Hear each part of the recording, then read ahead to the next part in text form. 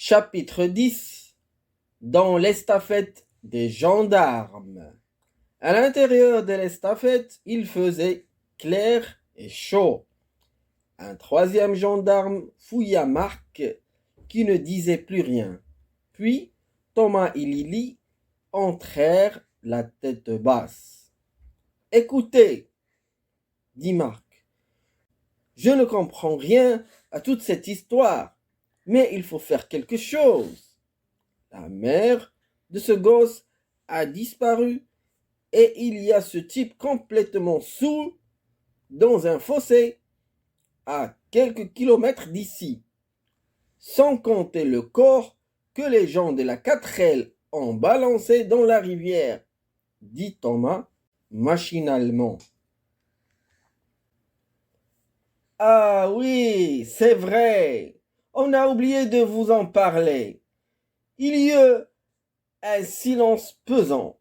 Les trois gendarmes se regardaient perplexes.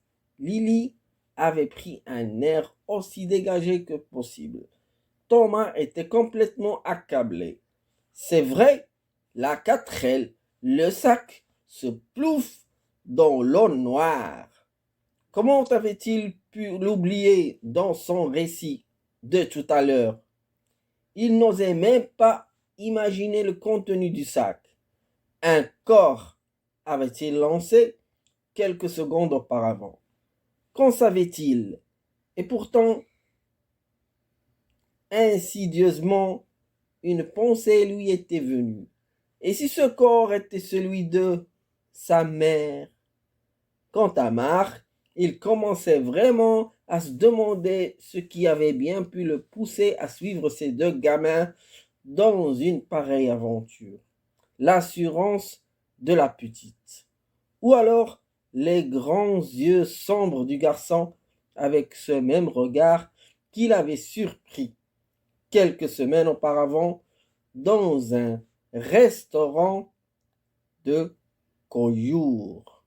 Heureusement, les trois gendarmes revenus de leur surprise décidèrent de prendre les choses en main et d'éclaircir une bonne fois pour toute la situation. On nous a signalé la disparition d'une fillette d'à peu près 10 ans, blonde, vêtue d'un pantalon de velours et d'un blouson de cuir et répondant au prénom de Lily. La gamine que vous transportez correspond exactement à ce signalement. Vous allez être inculpé d'enlèvement. Pardon? Dit Marc. Et maintenant, il va falloir nous dire d'où sort ce garçon, reprit le gendarme. Mais bon sang, c'est ce que j'essaye de vous expliquer depuis le début. Ce gosse a perdu sa mère. Un décès, vous voulez dire? J'espère bien que non. Je veux simplement dire qu'elle a disparu. Qu'est-ce que vous en savez? C'est lui qui me l'a dit. Le gendarme posa sur Marc un regard ironique. Et la petite, qu'est-ce qu'elle vous a dit? Qu'elle était sortie prendre l'air. Et elle s'est retrouvée dans votre voiture par hasard, je suppose. C'est pas tout à fait comme ça que ça s'est passé.